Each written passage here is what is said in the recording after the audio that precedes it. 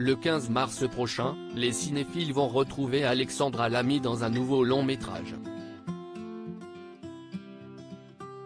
L'actrice joue dans La Chambre des Merveilles dans lequel elle incarne une maman qui est confrontée à un terrible drame, l'accident de la route dont est victime son fils. Hospitalisé, le garçon est dans le coma. Alors pour lui redonner de la force, elle va tout faire pour réaliser ses rêves. Un long métrage bouleversant. Dans le cadre de la promotion de ce nouveau projet, la comédienne était l'invitée de Laurent Delahousse pour 20h30 le dimanche, diffusé ce 12 mars 2023. Ainsi, les téléspectateurs ont pu observer des moments forts de la carrière d'Alexandra Lamy. Cette dernière a également évoqué des femmes qui, pour elle, incarnent le féminisme. Le journaliste de France 2 lui a alors posé une question assez étonnante. Vrai ou faux? Lors de l'une de vos premières interviews, il y a 25 ans, on vous pose une question. Est-ce que vous avez couché pour réussir? Si est-ce une réalité? On vous posait ce genre de questions? Sans se démonter, la comédienne acquiesce. Bah oui évidemment, il y avait forcément ça. C'était encore les années. Il y avait encore, oh une main par là, ce n'est pas bien grave. Pardon mais il y avait un peu de ça.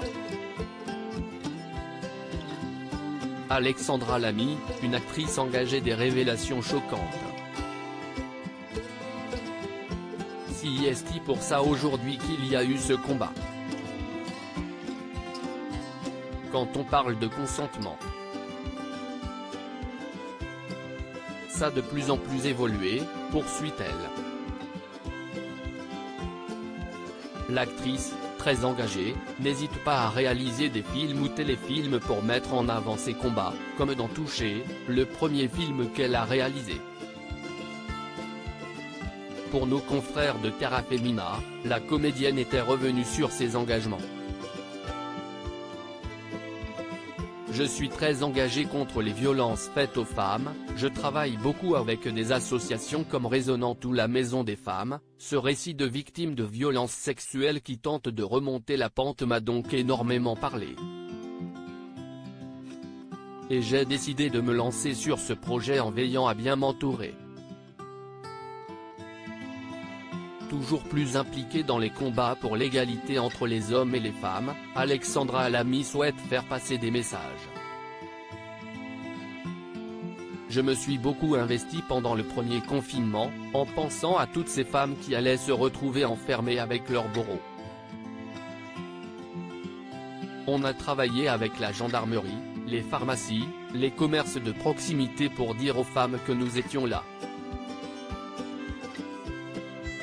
C'est à cette occasion aussi que j'ai rencontré Andrea Bescon, la réalisatrice de Chatouille tient un second rôle dans Touché, note de la rédaction, également très impliquée dans cette cause. Confiait-elle au Point.